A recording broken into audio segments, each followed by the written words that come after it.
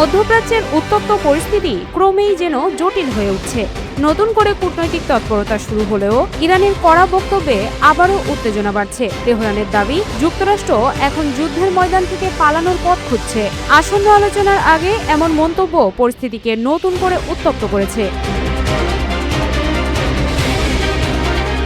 শনিবার ইরানের প্রতিরক্ষা মন্ত্রণালয় জানায়, বর্তমান পরিস্থিতিতে তাদের সামরিক শক্তি দৃঢ় অবস্থানে রয়েছে। মন্ত্রণালয়ের এক মুখপাত্র বলেন, কৌশলগত দিক থেকে ইরান এখন এগিয়ে আছে, তাই প্রতিপক্ষ এমন একটি পথ খুঁজছে যাতে তারা সংঘাত থেকে সরেও আসতে পারে, আবার নিজেদের সামরিক সক্ষমতার দুর্বলতাও প্রকাশ না পায়। ইরানের রাষ্ট্রীয় সংবাদ মাধ্যমে প্রকাশিত প্রতিবেদনে ওই মুখপাত্রের উদ্ধৃতি দিয়ে বলা হয়, শত্রুপক্ষ এখন এমন এক পরিস্থিতিতে পড়েছে যেখান থেকে সহজে বের হওয়া সম্ভব নয়। তাই তারা এমন একটি প্রস্থান কৌশল খুঁজছে যা তাদের জন্য রাজনৈতিক ও সামরিকভাবে গ্রহণযোগ্য হতে পারে।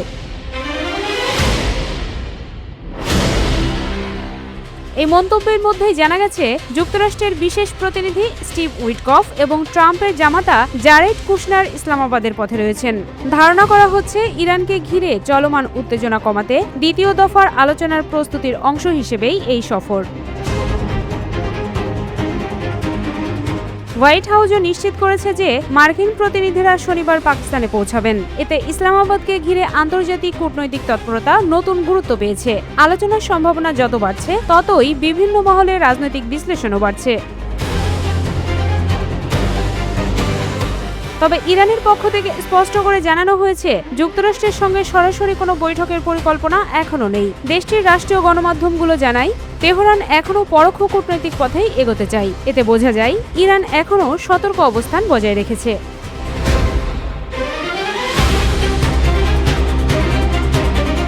এদিকে ইসলামাবাদের সম্ভাব্য বৈঠককে ঘিরে প্রস্তুতি জোরদার করা হয়েছে। কূটনৈতিক সূত্রগুলো বলছে, এই বৈঠক সফল হলে তা চলমান উত্তেজনা কমাতে গুরুত্বপূর্ণ ভূমিকা রাখতে পারে। তবে ব্যর্থ হলে পরিস্থিতি আরও জটিল হয়ে ওঠার আশঙ্কাও উড়িয়ে দেওয়া যাচ্ছে না। পরিস্থিতি মোকাবেলায় আঞ্চলিক কূটনীতিও সক্রিয় হয়ে উঠেছে। মিশরের পররাষ্ট্রমন্ত্রী বদর আবদেলাতি এবং পাকিস্তানের উপপ্রধানমন্ত্রী ও পররাষ্ট্রমন্ত্রী ইসাক দার টেলিফোনে কথা বলেছেন। আলোচনায় তারা চলমান উত্তেজনা কমানোর উপর জোর দেন। মিশরের পররাষ্ট্র মন্ত্রণালয়ের এক বিবৃতিতে বলা হয়েছে, উভয় পক্ষই আশা করছে ইরান ও যুক্তরাষ্ট্রের মধ্যে দ্বিতীয় দফার আলোচনা একটি স্থিতিশীল যুদ্ধবিরতির পথ তৈরি করবে। এতে করে সংঘাত কমবে এবং দীর্ঘমেয়াদে শান্তিপূর্ণ সমাধানের সুযোগ তৈরি হবে। আলোচনায় আন্তর্জাতিক নৌ চলাচলের স্বাধীনতা বজায় রাখার বিষয়টিও গুরুত্ব পায়। মিশরের পররাষ্ট্রমন্ত্রী বলেন, এই অঞ্চলে বাণিজ্য ও জ্বালানি পরিবহনের জন্য সমুদ্রপথ নিরাপদ রাখা অত্যন্ত জরুরি। এক্ষেত্রে কোনো ধরনের বিঘ্ন বৈশ্বিক অর্থনীতিতেও প্রভাব ফেলতে পারে। একই সঙ্গে উপসাগরীয় অঞ্চলের দেশগুলোর নিরাপত্তা উদ্বেগ নিয়েও আলোচনা হয়। বিশেষ করে আরব দেশগুলোর স্থিতিশীলতা নিশ্চিত করতে সমন্বিত উদ্যোগ নেয়ার প্রয়োজনীয়তার কথা তুলে ধরা হয়। এতে স্পষ্ট হয়ে ওঠে, এই সংঘাত শুধু দুই দেশের মধ্যেই সীমাবদ্ধ না।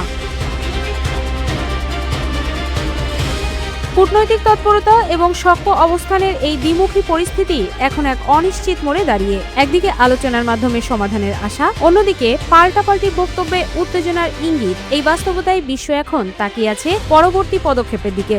এখন দেখার বিষয়, এই আলোচনা কি শান্তির পথ খুলে দেয় নাকি সংঘাত আরও গভীর হয়ে ওঠে।